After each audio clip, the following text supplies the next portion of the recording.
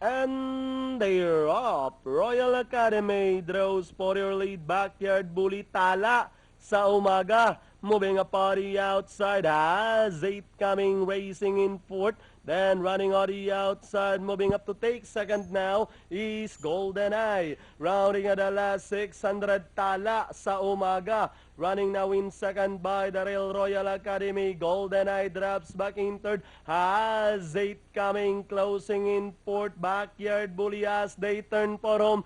Tala sa umaga by about 3 lengths. Has 8 coming now, moving a party outside to take second. Backyard Bully Golden Eye with 150 to go. Tala sa umaga. Has 8 coming, moving a party outside.